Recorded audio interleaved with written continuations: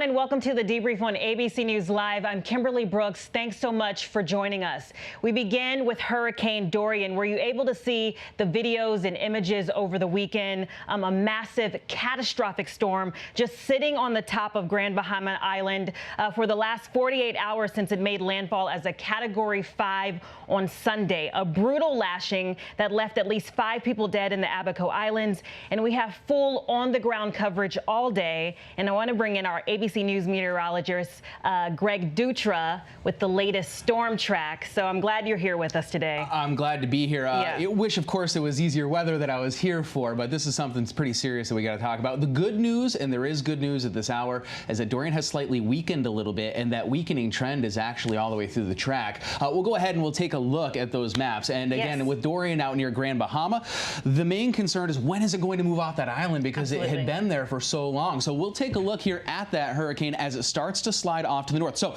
this is the latest update. Came in just a couple of minutes ago, and that is Dorian has weakened by about 5 miles per hour, now down to 110 miles per hour, and that drops it down to a Category 2 storm. You've noticed some changes in it. That eye that was very well defined, you've probably seen it through the last few days, has become a bit more ragged as it reorganizes itself, and it is not going to get to a major hurricane strength through the rest of its track, which would be a Category 3 hurricane. Instead, maintaining about 110 miles per hour worth of those wind speeds. Another good news here is that finally out of the cone is the coast of Florida, so you are safe in Florida, but there are still major questions as we get into early Thursday morning on whether or not it will make landfall in the U.S. You see, you're still in that cone of uncertainty to the north. So why has this thing been sitting over the last couple of days over Grand Bahama, showing something that, quite frankly, I have not seen with a hurricane before, such a prolonged time in Grand Bahama with those hurricane force winds as it was a Cat 5? Well, this is why. These high pressure systems, they steer it. It's the steering flow. That high broke down off to the east, and it allowed Dorian to just sit. But now that that high is starting to move a little bit off to the east, and this trough comes off the east coast of the U.S., Dorian is free to move again. It's at 2 miles per hour now, up a mile per hour, and I know that 2 miles per hour is below a walking speed. However, it's enough to get it moving off to the north, and that's the direction we wanted it to see. There are still a fair amount of models that do bring it inland, and those models at this time cannot be ruled out, so we are really shifting our focus up to the north through North and South Carolina as it makes its way between those two high pressure systems. But you're still going to see high surf in Florida, through the coast of Georgia, and again up into the Carolinas. 3 to 5 feet worth of storm surge, as that is still only 90 miles off the coast, and you're seeing 110, 120 mile per hour winds blowing that water inland. But the biggest effects will be felt along the Georgia and Florida border, all the way up again into the Carolinas, where we see the heaviest rainfall. Still getting some pretty heavy rainfall through Jacksonville. Wouldn't be surprised if the St. Johns River saw some flooding. Then we go into South Carolina. Charleston's only at 20 feet above sea level. You got 4 to 7 feet of storm surge, and then another 6 to 10 inches of rain on top of that. There are going to be some coastal flooding problems in South Carolina, and definitely up in North Carolina, where we are really trying to shift our focus, Kimberly, as that is the spot where we still could see Dorian as a Category 2 make landfall. Can't rule it out at this point. You're still in the cone. All right, so a Category 2 now. But again, the situation in the Bahamas is nothing short of terrifying. Unbelievable devastation, storm surge and flooding that left people trapped in their homes as the water continued to rise. And our Marcus Moore is on the ground in Marsh Harbor as people are trying their best to survive. Marcus? Swim! Swim! Swim! Watch as the dangerous floodwaters sweep these 4 people away. In a race against time, our team is there, and my producer urging them to swim for their lives until they reach safety on higher ground. The group rushing to a shelter in the eye of the storm, racing to safety before the dangerous winds return. Follow me, take your time. Scenes like this undoubtedly playing out across the Bahamas in the wake of deadly Hurricane Dorian. The devastation here is breathtaking. You can see that building behind me. It has collapsed. And look at this yacht on the ground resting up against this condo. That's the front porch. The water is about 6 feet. The rising floodwaters pouring into people's homes. This video showing the water breaching a second-floor apartment, creeping up the stairs and slamming into the window. The water so high, only rooftops were visible. And in this home, the floodwaters coming up the stairs. The furniture bobbing in the water. Ezra King and his cousin have been using a bulldozer to rescue people from their homes and take them to shelters. Category 5 storms shredding home after home. The Salvation Army estimating up to 13,000 have either been damaged or destroyed. The Coast Guard sending helicopters to rescue about a dozen people. WPLG reporter Janice Fernandez describing the apocalyptic scene. But it truly does. It looks like a bomb just went off. Mother Nature is so much more powerful than I could ever imagine. Rescuers receiving thousands of distress calls, but the floodwaters too dangerous to traverse. It is extremely dangerous. I've never seen anything like this before in my entire life. The Freeport, Bahamas airport submerged.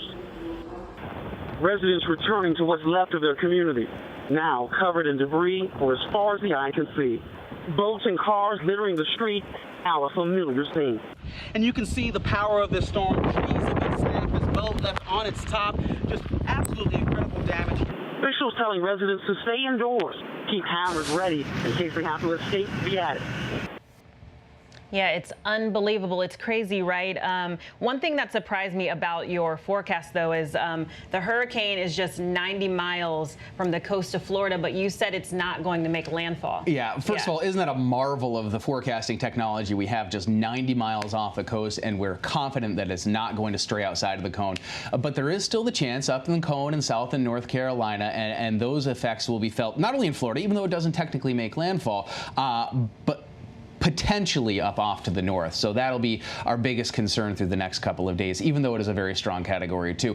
90 miles is enough to get at least tropical storm force winds, possibly all the way inland to Orlando, which is a 45-minute drive from the beach. Yeah, so Greg, thank you for the forecast. We appreciate that. And as you said, while the Bahamas is getting bruised, the coastal cities are still anticipating some effects from this storm. So in fact, cities from South Florida all the way to the Carolinas have been issuing mandatory evacuation. So our Ginger Z is on the coast in Jupiter, Florida. Ginger, very good to see you. Can you just give us an idea of what's happening where you are? Well, sure. We're certainly seeing similar to those wind gusts today. We've seen gusts upwards of 61 miles per hour just south. For the most part, it has been really quiet, and I can tell you that a lot of the folks that are in the hotel we're in are evacuated, and they're pretty frustrated by the slow pace of this because they've potentially been out of their home for 2 days waiting and watching. So they're grateful, as are we, that it looks like it'll stay within that cone off the coast. But we could easily see hurricane force wind gusts tonight into early tomorrow morning. We're going to see more of these heavier rain bands. Nothing to scoff at, because you can end up having some of these really thin slivers of land on these barrier islands washed over by 3 to 5 feet of surge, or pushing with the tide, with the high tide coming up in about an hour from now for a lot of these coastal cities. So we're going to be seeing some pictures, but so grateful that it's not going to be as bad as it could have been. Then we're, of course, just like Greg was saying, going to be tracking it right up the coast. I think South and North Carolina are going to be impacted. And here's what's stunning. I've been through a lot of these hurricanes. Hurricane Matthew was one that I covered just up the coast in Cocoa Beach from here. The paths of these two storms are incredibly similar. Dorian is going to stay a little farther east, but once it gets up into that bend and it starts pushing water over time into the bend, that's where we saw some of the pictures begin. And then eventually, you know what happened with Matthew. It slowed down incredibly, and it really put so much water on top of North Carolina. Dozens of people were killed. We had so many water rescues, and of course it was billions of dollars in damage. So just because a hurricane is off the coast does not mean that you don't see major impacts from it. I think that's the message we'd like to get across for everybody. All right, Ginger Z right there in Jupiter, Florida. Thank you so much. And guys, now we want to go to our Victor Oquendo, who is just south of Jupiter in Delray, Florida Beach. So Victor, can you give us an idea of how the residents are preparing where you are? Well, Kimberly, I would say they took this storm very seriously. And how could you not? It's been an absolute monster. We've seen those devastating images coming out of the Bahamas. Here in Delray Beach, we're in one of those mandatory evacuation zones, one of those barrier islands that Ginger was just talking about. It's surrounded by water on both sides, a very narrow strip of land. The storm surge could absolutely flood this entire area. So a lot of residents made sure to get out of here. The businesses, they shut down, they boarded up, and they cleared out. Here in Delray, we have seen some on on and off rain so far today, but what I want to show you, let's go ahead and zoom in so you can take a look at the beach right now. These waves, actually the biggest that we've seen so far since we've been here all week long. The beach is actually shut down. We've seen a few people walking along the coast there, and I'm not sure if you can see it, but there's actually a pretty big group of surfers out there in the water right now. No surprise, whenever a hurricane is coming to Florida, those surfers make sure to take advantage and get out there in the water, although that is exactly what officials will tell you not to do. However, what I should tell you right now, Kimberly, is that for us here in Delray and south, feeling like they definitely dodged the worst of Hurricane Dorian. Kimberly? And Victor, this is no doubt impacting the travel, right? Lots of flight cancellations, I imagine. Well, we just checked with a travel team, and it turns out 17 airports in Florida and in the Bahamas shut down right now. Some of the major ones, Orlando International Airport, Fort Lauderdale, Hollywood International, they're actually working on resuming operations in a little less than an hour. Their goal is to be up and running at noon. And the closest airport to us here is Palm Beach International.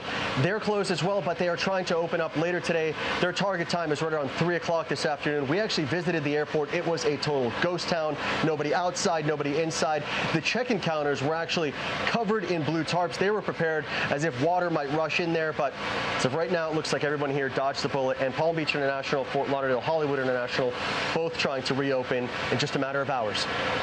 All right, Victor Oquendo right there in Delray, Florida. Thank you so much. And Greg, that's kind of the key here, right? It's like just because it's off the coast doesn't mean there's not going to be any impact. And you can bet the folks in Florida were watching the Bahamas very closely and seeing what kind of destructive forces there were. And when they were in that cone, they were definitely worried that it would make that little bit more of a westerly turn. I actually met a couple in the hotel on my way over here this morning who had left Vero Beach, Florida to come up here, and I asked them if they regretted leaving, even though the hurricane's going to stay off the coast, and they said absolutely not. They saw what was happening in the Bahamas, and they got out as a preemptive caution. Yes, and guys, the hurricane, it's a couple days away from doing whatever the damage it's going to do on the U.S. coast, but the point of this coverage is to give you the latest information so you do have time to prepare. So now we're going to move much further up the coast to New Smyrna Beach, Florida. It's about 20 minutes away from Daytona, where we find our Serena Marshall. Serena, are you there? Good to see you. Lots of people have been arriving. Yeah, good to see you. Lots of people have been arriving there, yes, because of the evacuations, right? Kimberly, a lot of people have been evacuating from the beach side. If you look just over my shoulder, you see that bridge. The other side are those barrier islands. That's about a mile in width there, and so those are being evacuated. They started at 10 a.m. yesterday. They're planning to shut down bridges that go up and down the intercoastal once wind speeds top 35 miles per hour. A lot of those individuals have already been evacuating. They've seen the devastation that's happened in the Bahamas, and they want no part of that. Right, and so you've been in New Smyrna Beach since Sunday. What else have you seen? Well, we moved from Daytona Beach over here into New Smyrna Beach, and I want to take you and show you this dock right now. You see this water, it's already lapping up over the edges of the dock. It's high tide right now, so this would be happening whether this hurricane was here or not. But when you add in that storm surge, we're expecting to see this water overflow this grass area, go into the street. During Hurricane Matthew, which also skirted the coastline of Florida, they saw the water come up over into the street and probably go up at least a foot. So if this hurricane follows a similar path, if it does skirt the coast, we'll definitely be seeing some flooding here. Now, as you mentioned, I actually grew up in Daytona Beach. I can tell you families are evacuating. They are not playing games with this. We've all heard of the so-called Waffle House test. I have a best friend test. This is a family that never, ever evacuates. They have 2 generators. They have their own water pump. They have supplies for days. And even they decided to leave, go inland to Orlando because they saw, like I said, the devastation. They're worried about how the beach side will handle this. Matthew, up the coast here about 45 minutes away in Flagler, decimated A1A, that road that lines the beach side over there. And so that road is still under construction, in fact, 3 years later. So they're prepared for the worst, hoping for the best. Kimberly? All right, Serena Marshall right there in New Smyrna Beach in Florida. Thank you so much for the updates there. And guys, when you saw the forecast, it looks like it's going to be hit the heaviest in the Carolinas. So now we're moving to Charleston, South Carolina, where Dorian could make landfall later this week. And I want to bring in Megan Teresian, who's right there. Megan, good to see you. How are people preparing where you are? Hi, Kimberly. Yeah, well, we arrived here yesterday afternoon, and this is typically, Charleston is a busy area with tourists, people walking by. Today, it's a bit of a ghost town. This is what you see most throughout the town. All these walls and businesses boarded up. There's a lot of sandbags on stoops like this. We talked to the sandbag crews. They've been delivering about 250 sandbags today. They have another 300 sandbags to deliver by the end of the day. Where we are on Church and Market, this area is known to flood. Last year during Hurricane Florence, water was up 2.5 feet. People say this looked like a river. Most of the businesses are going to be closed down, but one will stay open. That's Tommy Condon's right behind me, and one of the co-owners here, Alan Van Dahl. You are setting up for this hurricane that is supposed to hit soon. What are you doing to prepare today? Oh, it's an annual event here. So our goal is to stop the water, and we're going to sandbag up. We're going to tape up the doors, tape up the seams, and get ready. You've been open the last 4 hurricanes, so you're pros at knowing how to prepare. What specifically are you doing? You say you take this very seriously. Yeah, we're going to sandbag about 4 feet high at every door. We're going to tape all the seams of all the doors. We've got water pumps ready, and just wait. This is a slow storm, and we're just waiting. This area is known to flood. Charleston is known to flood. Explain what it was like last year at Hurricane Florence, what you're expecting the next couple of days. It will absolutely flood again this year, probably about waist high would be my guess. You'll see people kayaking down the road. Wow. So yeah, that's the goal. You can see there's sandbags being delivered right behind us now. This whole area in just the last 24 hours has really picked up with preparations. Alan, why are you deciding to stay open? Because most people are gone right now. Charleston is a lot of service industry, and they've got nowhere to go. So we provide a place for them to sit out and wait for this infuriatingly slow storm to hit us. You say in the next couple hours you're going to, I saw all your wood that's stacked up in your restaurant. Yeah, we're going to board up, but we're not closing. All right. Well, we may see you in a couple days. Come down to Tommy's. Thanks a lot. Kimberly, I'll send it back to you. And Megan, just before we go, how is your team preparing since you're going to be there for a little bit? You know, we're making sure that we're in a place that has a generator, that is elevated. My great producer, Michael Murray, has been planning this out for the last couple days to make sure that we'll have some water and hopefully a place with a backup generator. But, you know, we just want to make sure that we're elevated, we don't get stuck in this water, because there is going to, it sounds like potentially feet of water that's just going to flood this area.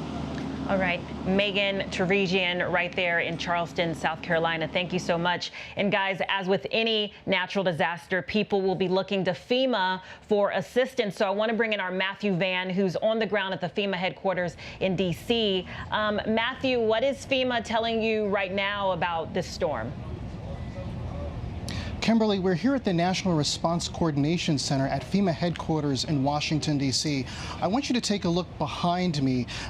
This is where emergency management offices all across the state of Florida, first responders, aid groups like the Red Cross, the National Guard, come into contact with FEMA as Hurricane Dorian now makes its way upward past the Florida coast, potentially into parts of Georgia and the Carolinas. Kimberly, I can tell you that there is a sense of urgency here since the Response Coordination Center has been activated. They've been fielding calls on everything from potentially life-threatening situations to evacuations, Kimberly. Yeah, and Matthew, from your understanding, does it seem like there's clear direction on how people should proceed?